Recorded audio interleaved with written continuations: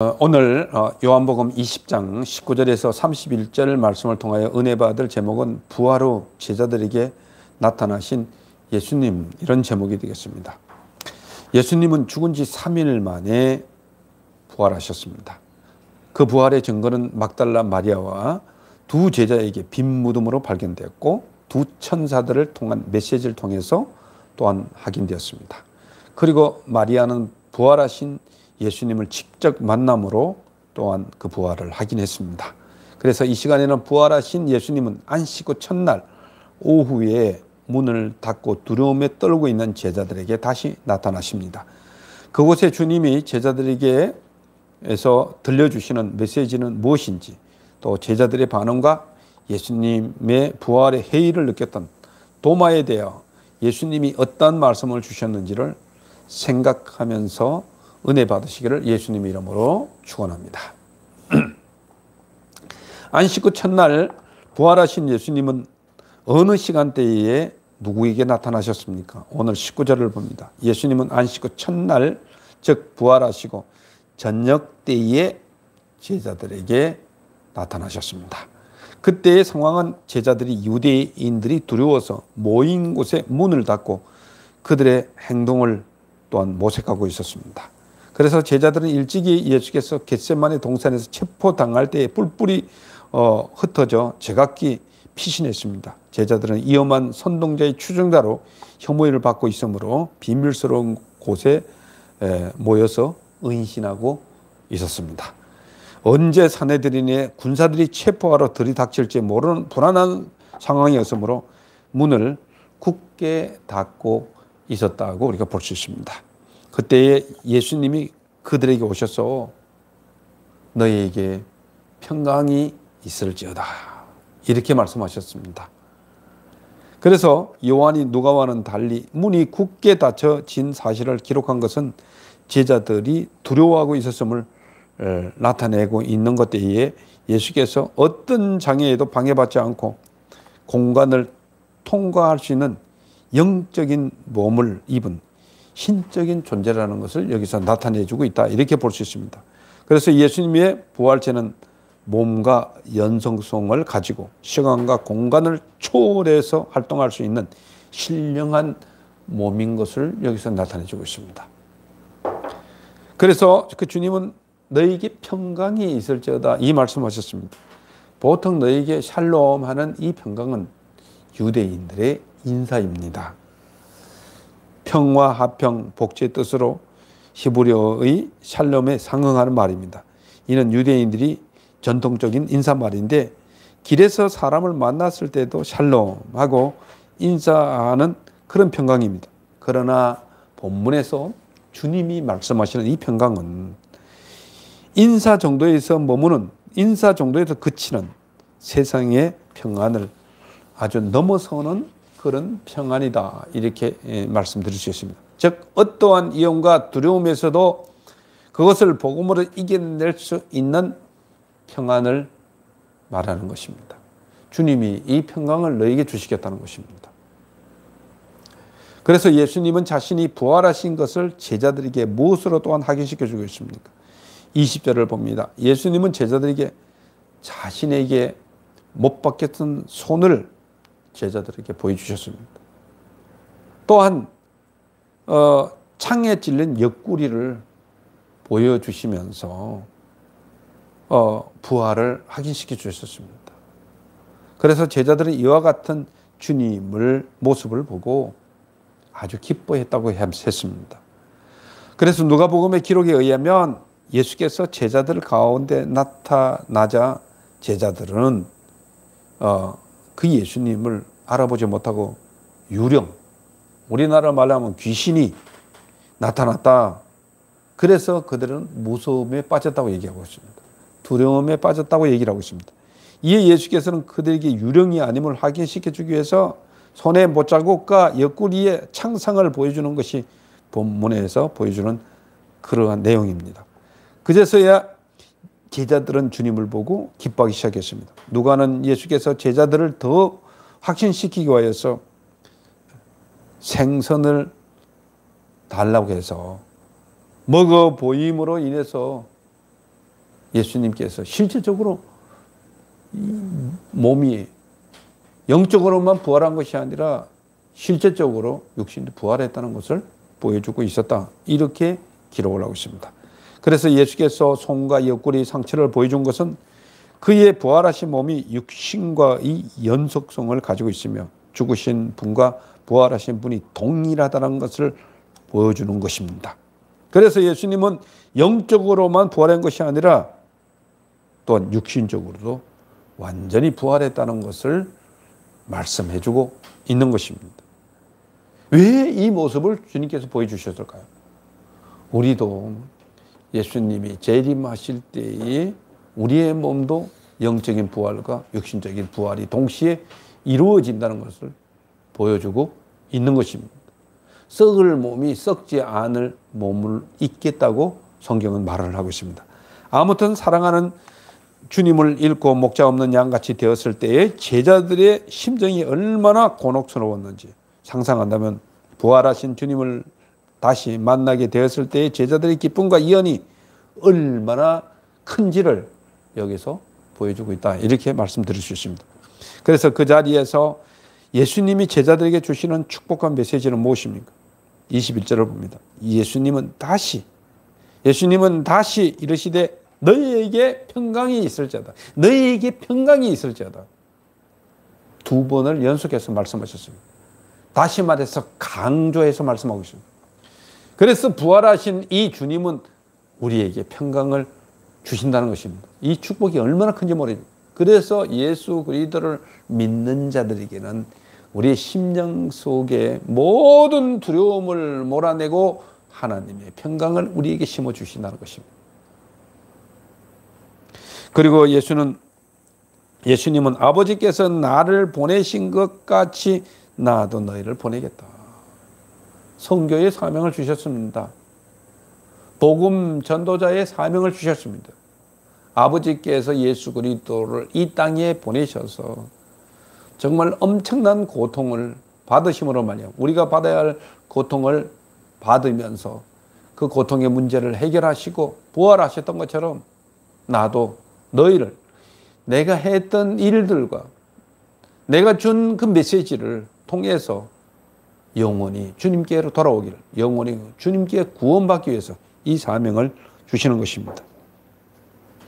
그래서 오늘 19절에 평강을 기원하셨는데 두려움에 떨고 있는 제자들을 위로하는 것과 관련이 있다면 본절의 평강 기원은 제자들이 파송을 받아 복음을 전파할 때, 당할 때, 그 환난을 당할 때 담대히 맞설 수 있는 그런 평강을 우리에게 허락해 주신 것입니다. 그래서 제자들을 통해서 실제적으로 죽음이 위험이 닥치는 그런 가운데서도 복음을 힘있게 증거할 수 있었던 것입니다. 그래서 예수께서는 자신이 하나님으로부터 사명을 받았음을 깊이 인식하였고 십자가의 순환을 당하고 부활하심으로 그 사명을 완성하셨습니다. 그런데 본절에서는 아버지가 아들을 보내심이 아들이 제자들을 보내심으로 발전하고 있음을 보여주고 있는 것입니다. 이로써 제자들은 사도로서의 사명을 부여받게 된 것입니다. 이제 사도들은 그리스도께서 죽음으로 자신의 사명을 완성한 것처럼 그들의 생명을 바쳐서 복음 선포의 사역을 그들은 완수해야 하고 또한 완수했습니다. 아울러 사도들은 그들의 사도적 권위를 궁극적으로 하나님께서 오는 것임을 자각하여 권위의 순결성을 그들은 간직했습니다. 그래서 이 요한복음을 쓰고 있는 이 사도 요한은 내가 진실로 너희에게 이르노니 내가 보낸 자를 영접하는 자는 나를 영접하는 것이요 나를 영접하는 자는 나를 보내시는 이를 영접하는 것이라 이렇게 요한복음의 13장 20절에서 기록하고 있습니다. 그래서 사도들에게만 해당되는 말씀으로 간주하는 사람이 있는가 하면 그러나 이러한 파송이 넓게는 모든 성도들에게 적용되어진다고 우리는 봐야 됩니다. 사도들만 보낸 게 아닙니다. 오늘 그 복음을 우리에게도 허락해 주셔서 그 사명을 감당하기 위하여서 이미 정말 아직 복음이 증거되지 못한 곳에 많은 선교사님들이 파송되어진 것도 바로 그러한 이유인 것입니다. 또한 아직까지도 교회가 세워지지 않는 곳에 또한 이 복음을 전도자들, 목사들, 또한 전도사들, 또 집사들, 또 선교사들을 통해서 교회가 세워지는 것도 바로 이 명령에 의해서 세워진다, 이렇게 우리가 볼 수가 있는 것입니다. 이와 같은 사명을 주시고 또한 무엇을 받으라고 말씀하셨습니까? 22절을 봅니다. 예수님은 제자들을 향하여 숨을 내쉬며 성령을 받으라고 말씀하셨습니다. 그래서 예수께서는 제자들에게 성령을 주시는 이 장면을 창세기에 하나님이 사람을 흙으로 지으시고 그 코에 생기를 불어넣어 인간을 창조하신 것을 우리가 연상케 합니다. 이와 유사한 표현으로 에스겔 37장 9절에도 보면 생기야 사방에서부터 와서 이 사망을 당한 자들에게 붙어서 다시 살게 하라, 이런 표현도 있는 것을 우리가 볼 수 있습니다. 여기서 중요한 것은 태초에 하나님이 숨을 불어넣어 인간을 창조하신 것과 같이 예수께서 제자들에게 숨을 내쉬어 성령을 주시는 것이 병행을 이루면서 제자들에게 성령 주심이 새로운 창조로 묘사된 것을 우리가 볼 수가 있습니다. 그래서 오늘도 우리는 예수를 믿을 뿐만 아니라 숨을 내쉬며 성령을 받으라고 해서 그 성령을 우리가 받음으로 말미암아서 우리는 새 창조가 되어지는 것입니다. 그래서 고린도후서 5장 17절에는 그런즉 누구든지 그리스도 안에 있으면 새로운 피조물이라 이전 것은 지나갔으니 보라 새 것이 되어도다, 이 말씀을 하시는 이유가 바로 여기 있는 것입니다. 그래서 우리는 성령에 의해서 되어지는 삶은 신비로운 역사가 일어나는 것을 우리가 볼 수 있습니다. 그래서 사람들은 우리는 기도를 상식적인 것을 가지고 기도하는 것이 아닙니다. 상식선상은 우리가 정말 과학적으로 모든 것이 이루어지는 것입니다. 약속하면 약속이 되어지는 것이고, 또한 이제 우리가 돈을 투자해서 얼마가 나올 것이다 하는 것을 확신해서 투자에 대한 것이 이자가 얼마 되는 것이라는 것, 그런 것들을 상식이라고 얘기를 합니다. 그래서 우리는 상식선상에서 소망이 없거나 절망이 될 때는 아주 사람이 죽으려고 하고 또 극단적인 선택도 합니다. 그렇지만 우리가 부활하신 예수님을 만나면은 그 상식선을 훨씬 뛰어넘는 그러한 은혜가 있는 줄 믿으시기를 바랍니다. 그래서 기도하는 거예요. 상식선상에 있으면 기도할 이유가 없지요. 주님은 상식선상을 뛰어넘는 거예요. 부활하신 모습도 완전히 상식을 뛰어넘는 것이죠. 또 나중에 나오지만 도마도 이 상식선상에 있기 때문에 이 부활하신 예수님은 못 믿겠다고 그 얘기하는 것입니다. 오늘 우리는 예수를 믿음으로 말미암아서 기도함으로 말미암아 상식을 뛰어넘는 기도를 통한 기적이 일어날 줄 믿습니다. 이적이 일어날 줄 믿습니다.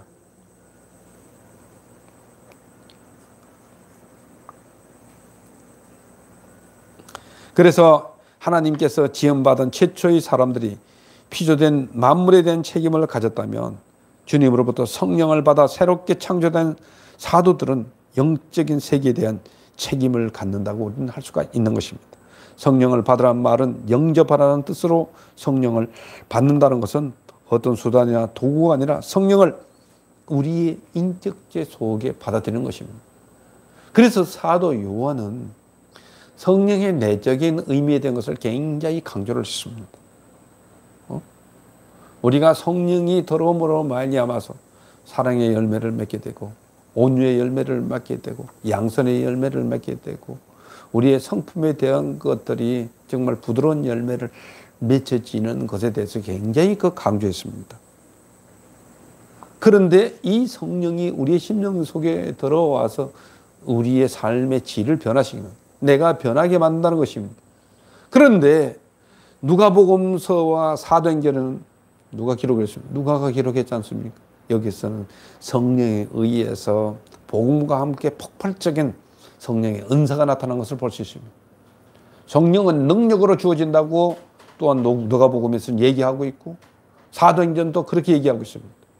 그래서 우리의 인격이 변화될 뿐만 아니라 이때는 인격이 변화됐는데 그 인격에 성령의 능력이 또한 임함으로 말미암아서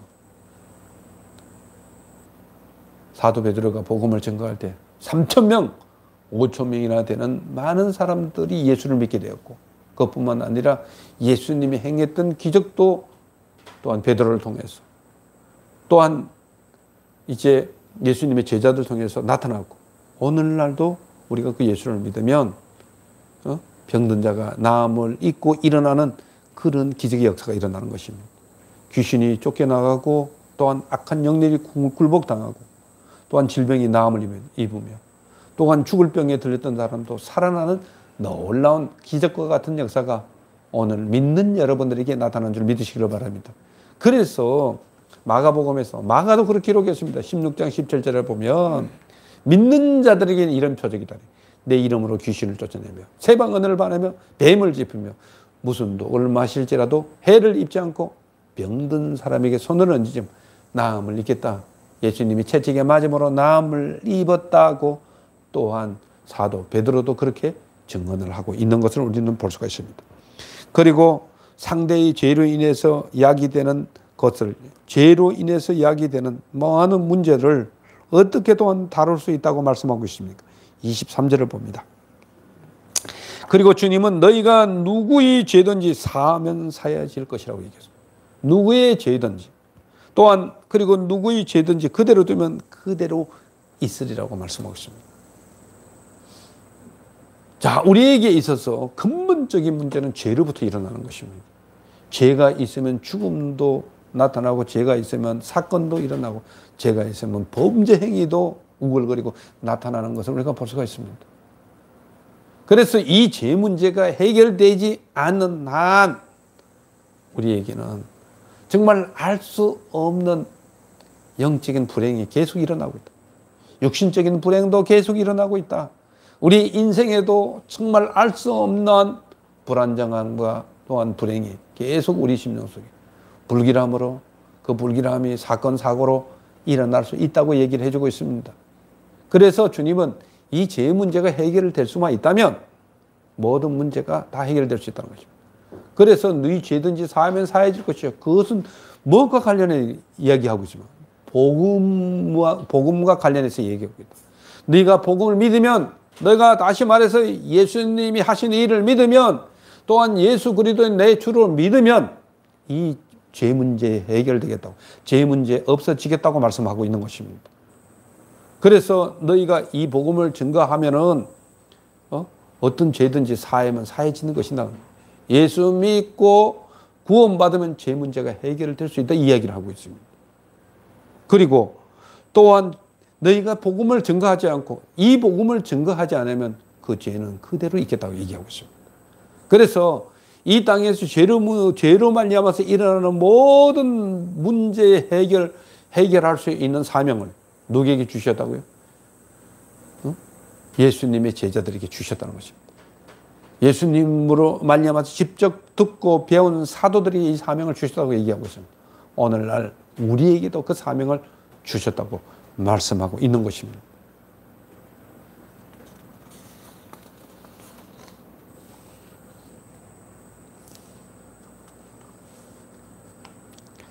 그래서 또한 회개하지 못하는 영혼들을 위해서 대신 회개하여 복음을 받아들이는데도 또한 놀라운 효과가 있습니다. 다른 사람들을 용서케 하는 차원에도 적용될 수 있다는 것입니다. 우리가 전하다 보면 그럼 복음을 받아들이지 못한 자들은 어떻게 합니까? 선교사님들의 이야기입니다. 그 사람들이 복음을 전해도 더 완악해지고 복음을 전하는데도 더 그냥 그 사람과 상종을 못할 정도로 어쩌면 시한폭탄 같은 그런 사람이 있다면 영을 의지해서 그를 위해서 대신 회개함으로 말미암아서 그의 마음이 문이 열려서 복음이 증거되고 그 문제가 해결되다 하는 이야기를 읽어본 적이 있습니다. 이거 굉장히 우리가 중요하죠. 그 이야기를 지금 하고 있는 것이죠. 그 다음에 도마 얘기가 나옵니다. 도마가 제자들을 통해 부활하신 주님을 만나고 보았다는 말을 들었을 때에 도마는 어떠한 반응을 일으킵니까? 24절을 봅니다. 25절을 봅니다. 12제자 중에 하나인 도마는 주일 오후에 부활하신 예수님이 오셨을 때 그 자리에 있지 않았다고 얘기를 하고 있습니다.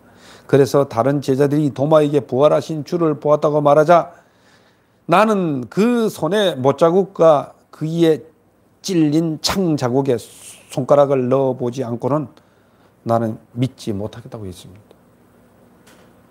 인간적으로 얘기하면 굉장히 똑똑한 사람입니다.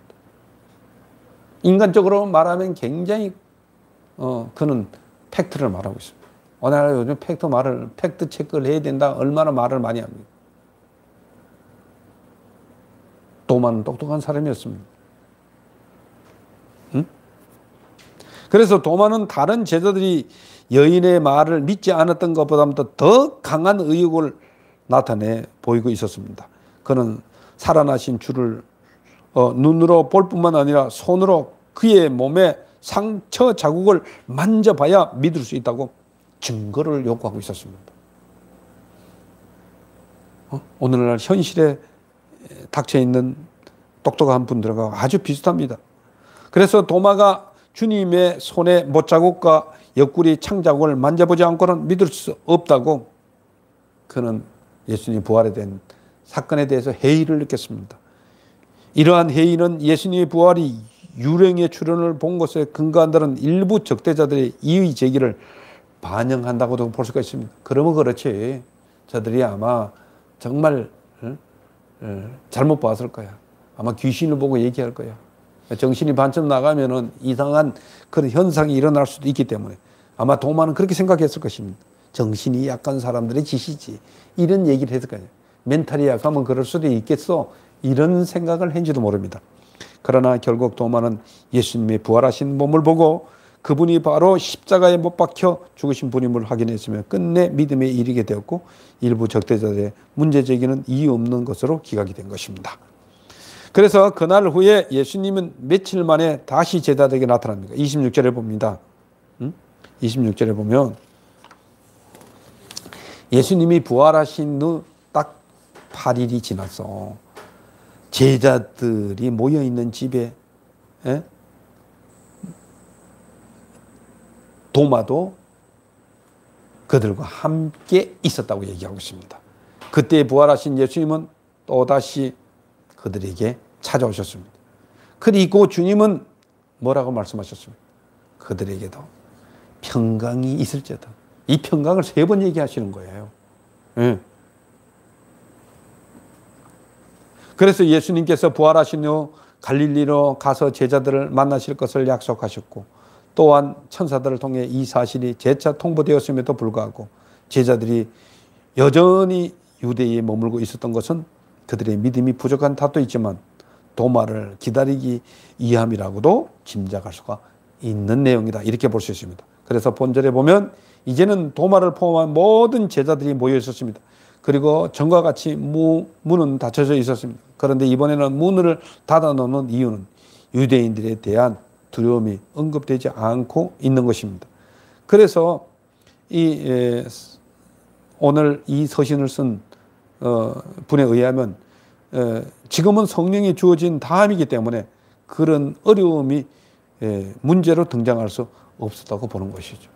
왜냐하면 너에게 성령을 받으라 그 말씀하셨고 이미 그들이 내적으로 그들에게 이미 성령이 역사하고 있었다는 것을 보여주고 있기 때문에 첫 번째에 주님을 만났을 때 그런 아마 두려움은 어느 정도 사라지지 않았을까 그런 생각을 하고 있는 것이죠. 예수님의 죽음은 제자들에게 깊은 좌절과 슬픔을 가져다 주었지만 그의 부활은 제자들에게 기쁨과 평강을 가져다 주셨습니다. 슬픔은 잠깐이었지만 평강은 영원할 것입니다. 비록 주님은 그들 곁을 떠났지만 성령께서는 그들을 더 강하고 담대하게 붙들어 줄 것이기 때문에 그들은 두려움이 어느 정도 사라졌을 것입니다. 오늘도 그 평강이 여러분들에게 넘쳐지기를 예수님의 이름으로 축원합니다. 예수 믿고 예수를 고백하고 또한 예수 믿고 기도하면 하나님이 그 기적을 일으키신 줄 믿습니다. 그래서 여러분들도 우리가 기도하는 자들에게는 반드시 너희가 기도하고 구한 것은 받은 줄을 믿으라고 말씀하셨습니다. 그런데 하나님의 약속입니다. 정확한 것입니다. 그래서 저희들도 지금 기도 제목을 옆에다 기록해 놓고 우리가 기도합니다. 여기는 뭐 우리 설령이 기도도 들어가 있습니다. 꼭 우리가 미국에서 취업을 하게 해달라고 그렇게 될 줄 믿습니다. 반드시 그렇게 될 줄 믿습니다. 우리가 그래서 기도는 기록하면서 할 필요가 없습니다. 기도는 절대 땅에 떨어지는 법이 없다고 말씀하시기 때문입니다. 그리고 특별히 예수님이 도마에게 이르시는 말씀은 무엇입니까? 27절을 봅니다. 도마에게 이르기를 내 손가락을 이리 내밀어 내 손을 보고 내 손을 내밀어 내 옆구리에 넣어보라고 말씀하셨습니다. 마치 그 말씀을 직접 들었던 것처럼 믿음 없는 자가 되지 말고 믿는 자가 되라고 말씀하셨습니다. 주님이 이번에 나타나시면 마치 도마 한 사람을 이해하였던 것처럼 도마와의 대화만이 언급되고 있습니다. 그래서 예수님께서는 단도직입적으로 도마가 믿기 위한 전제 조건으로 제시한 사항들에 대해서 증명해 보일 용의가 있음을 지금 말씀하고 있는 것입니다. 도마가 다른 제자들에게 의심을 나타냈을 때 예수는 그 자리에 계시지 않았으므로 도마는 예수께서 자신의 말을 그대로 인용하는 것을 보고 아마 깜짝 놀랐을 거예요. 이럴 수가 세상에. 예수님은 투시의 은사를 가지고 계십니다. 멀리 계셔도 우리가 하는 모든 언어를 들을 수가 있습니다. 그는 보지 않고도 모든 것을 볼 수 있는 눈을 가졌다고 얘기했습니다. 나다나엘을 만날 때 너가 무화과 나무에서 너가 기도하는 그 진실된 모습을 내가 보았다고 얘기를 하고 있습니다. 그래서 깜짝 놀라서 나다나엘이 예수님의 제자가 됐던 것을 우리는 볼 수 있습니다. 도마는 막 회의를 얘기하고 믿을 수 없다고 얘기를 하지만 내가 직접 확인하고 보지 않고 믿을 수 없다고 얘기하지만 예수님은 그 사실도 듣고 있었음을 이야기하고 있습니다. 오늘 마찬가지로 주님이 우리가 신앙에 대해서 고민할 때 그 부분을 주님은 듣고 계십니다. 내가 그 주님을 알기를 원한다면, 진실되게 주님을 알기를 원한다면, 진실된 기도를 하기 원한다면 하나님은 들으십니다. 그래서 성령께서, 그래서 로마서 8장 26절에서 내가 마땅히 빌 바를 알지 못해서 성령께서 말할 수 없는 탄식으로 나를 위해서 기도하신다고 말씀하셨습니다.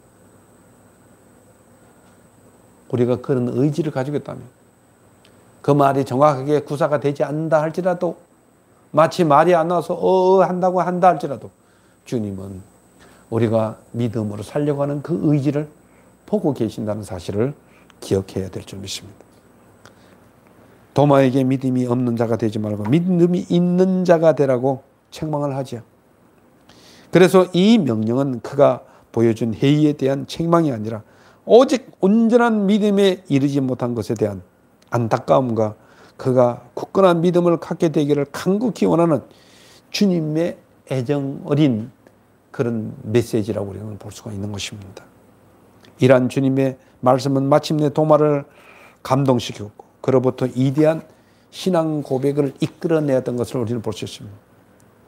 예, 도마는 예수님에 대해서 이제 고백을 합니다. 어떤 고백을 합니까? 28절에 보면 도마는 주님의 손과 옆구리에 본인의 손을 확인해 보았습니다. 그리고 도마는 나의 주님이시여 나의 하나님이라고 고백을 했습니다. 아, 예수님은 바로 하나님이시군요. 내가 그것을 믿습니다. 그 고백을 했습니다. 그의 입을 통해 나온 신앙 고백은 과거의 실수를 만회할 만하며 나의 선생님이라고 고백한 마리아의 신앙 고백을 훨씬 뛰어넘는 것입니다. 도마는 부활하신 예수님의 모습 속에서 생전의 주님을 재발견한 것이 아니라 하나님의 모습을 발견한 것입니다. 이는 곧 예수의 부활의 의미를 진정으로 이해할 수 있는 그런 사람이 되었습니다. 나중에 도마는 그가 파송이 되어서 어디로 갔습니까? 인도로 갔다고 얘기했습니다. 인도에서 그는 순교를 당했다고 했습니다. 그 인도의 그 순교지를 제가 갔다 왔습니다. 도마의 기도에 무릎해가지고 그곳에 아직도 도마 교회가 있어서 사람들에게 개방이 되는 것들을 저희는 가서 목격을 했습니다. 도마의 신앙 고백에 대해 주님은 어떤 자가 더 복이 있다고 말씀하고 있습니까? 29절을 봅니다. 예수님은 도마의 고백에 너는 나를 본 거로 믿느냐? 보지 않고 믿는 자들은 더 복되다고 말씀하셨습니다. 복되도다고 말씀하셨습니다. 주님의 말씀에서 일단은 도마의 믿음이 인정되고 있습니다. 그러나 그의 믿음은 본 것에 근거하고 있습니다. 주님이 바라는 바는 믿음이지만 그 믿음에 이르는 과정은 또한 두 가지로 우리가 볼 수 있는데, 하나는 보아야 믿는 신앙의 형태가 있습니다. 믿음은 현상적으로 증명될 수 있는 모종의 이적을 요구하는 것과 맥을 같이 한다고 볼 수 있습니다. 또 다른 하나는 보지 않고, 즉 어떠한 이적적인 사건에 의하지 않고도 믿음을 갖는 것입니다. 그것은 우리는 성경을 통해서, 믿음은 들음에서 나며 들음은 여호와의 말씀으로 난다고 했기 때문에 하나님의 말씀으로 듣고 그것을 믿는 것이 더 복이 있다고 말씀하셨습니다.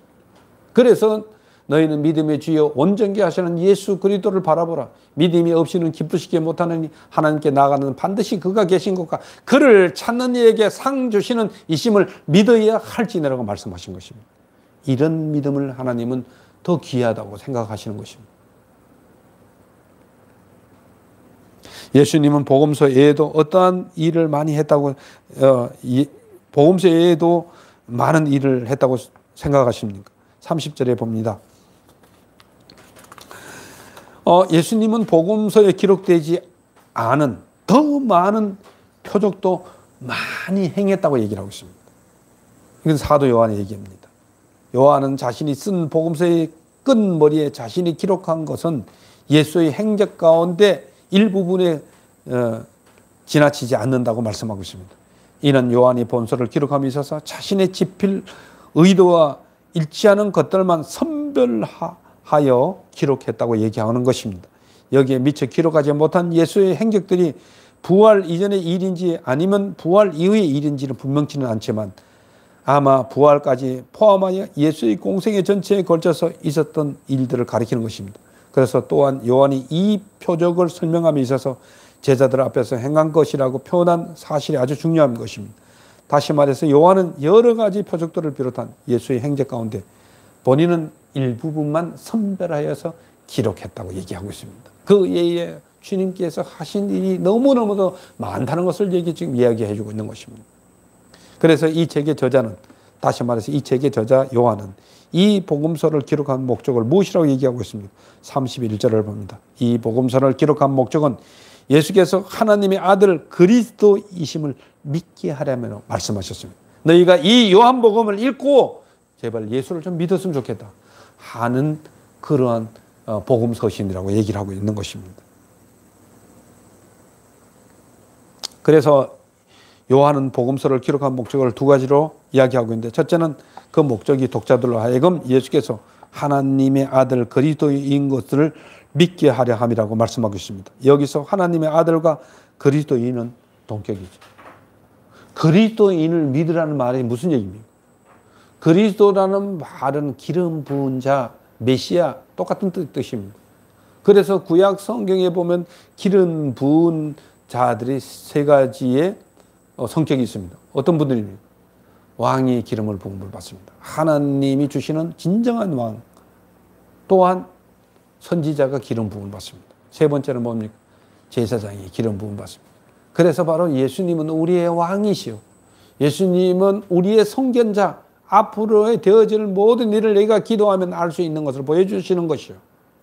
또한 예수님은 우리를 위해서, 우리 죄를 사하기 위해서 진정한 제물이 되셨다는 걸 얘기해요.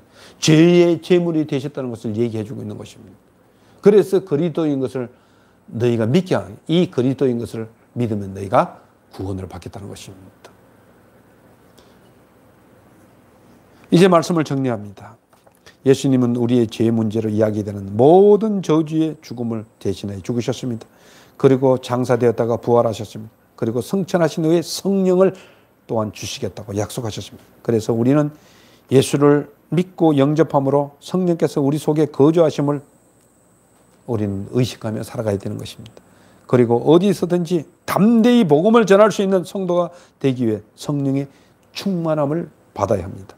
구원받은 성도는 예수의 부활에 참여하는 증인된 삶을 살아야 됩니다. 그럴 때 더 큰 기쁨과 승리가 여러분들에게 주어질 것입니다. 기도하겠습니다.